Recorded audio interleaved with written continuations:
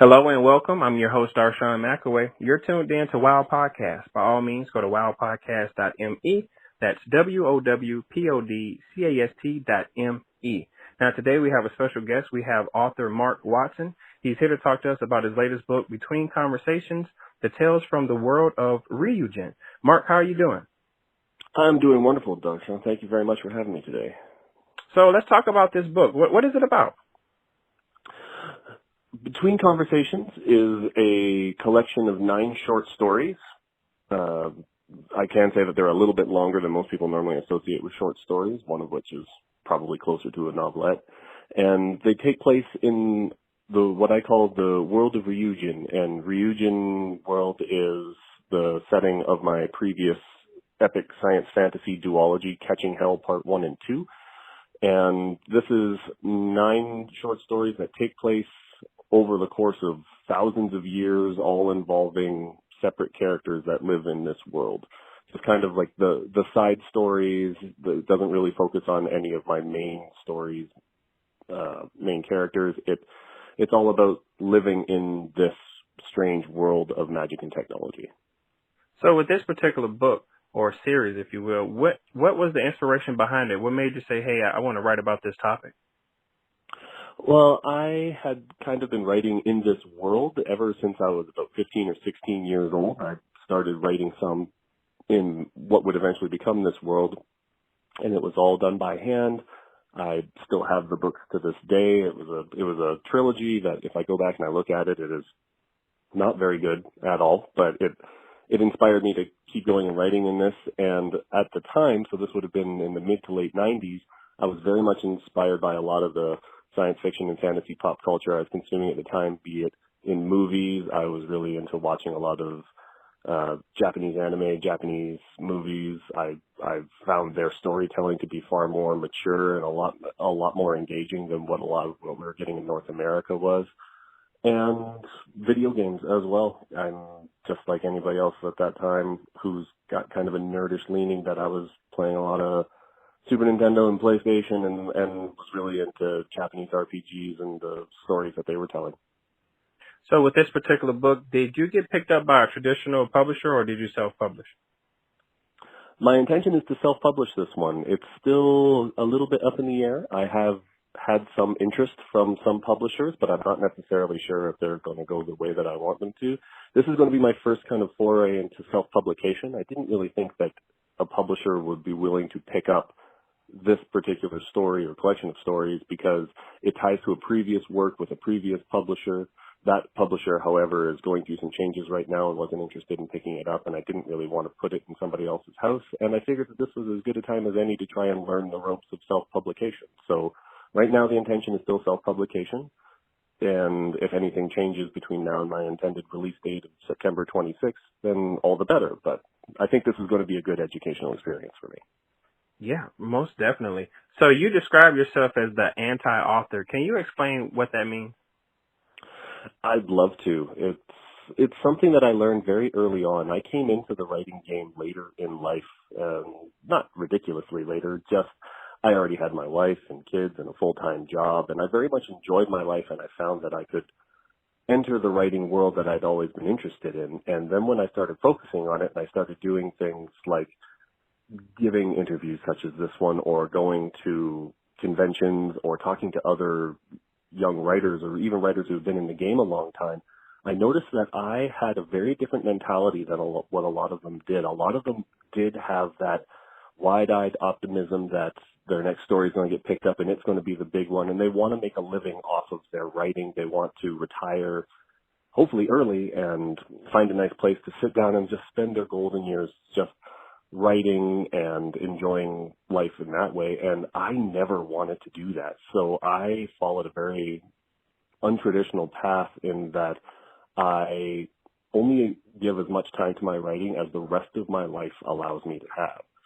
The other part of it is I don't do a lot of reading either. I am incredibly busy. As I said, I've got 2 young boys, and they've got sports to coach and Cub Scouts to take them to and camps to organize, and I enjoy doing all of those things, and I don't want to put my writing on the back burner. So when I say I'm the anti-author, I mean that I fly in the face of a lot of the more traditional tropes that people have in their mind when they start thinking about authors such as myself. I want to treat the industry with respect. I don't want to say that I am putting down, I guess I could say, the people who have chosen to do those kinds of things. It's just not the way that I want it to go, and I'm happy with that particular choice. And it's worked out very well for me so far because I don't allow writing to consume my life like I know some people it does.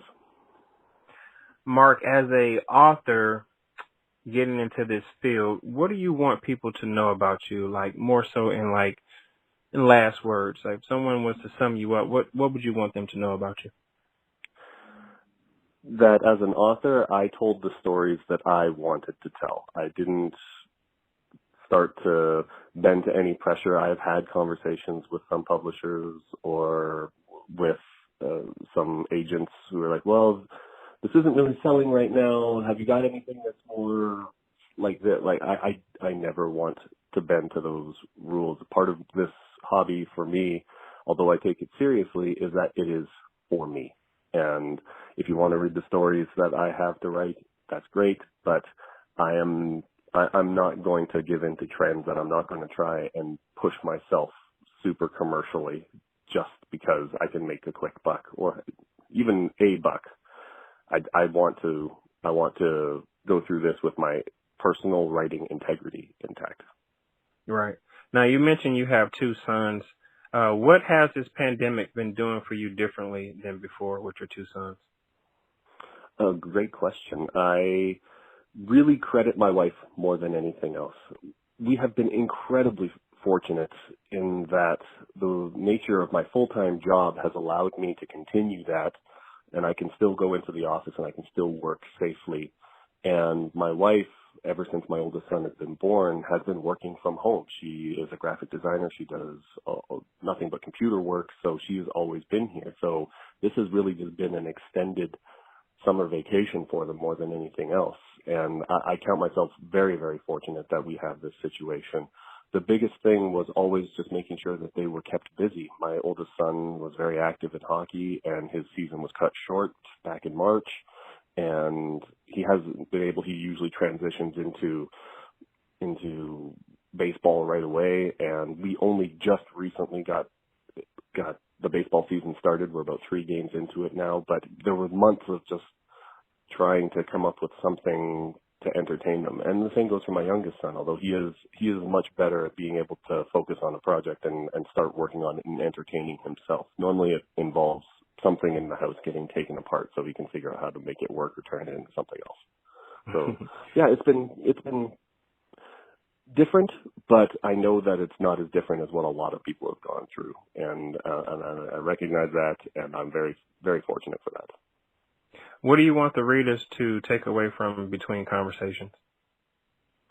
I want them to enjoy these fun little stories and find something that they can really relate to. There's a little bit of everything in there. The collection of stories that I've got there is kind of what I call the Tarantino-esque scene in a bar, and there's a little bit longer full-on horror story. There is an adventure story of more kind of young adult, in that it involves 2 younger ones. One's a teenager looking after his younger sister, and they go on an adventure. There's all these very unique stories that are in here, and I think that each of them is just long enough and just dense enough that you can, if you go through it, you can really find something to sink your teeth into. And I really tried to give every story its own heart, and I hope that's what the readers can find. So let's tell the readers where they can get in contact with you through social media if possible, and where they can purchase your book. Absolutely. So you can always find me on Twitter. I find that that's my most active social media, and you can find me at Wright Watson. So that's at WRITEWATSON. You can use that same handle for my Instagram. I'm a little bit more active on there than I used to be. You can also find me on Facebook at www.facebook.com/Marc Wrote a Book. That's MARC, Wrote a Book, all one word. Or, of course, you can always just find me on my website at www.marcwatson.ca, marcwatson.ca.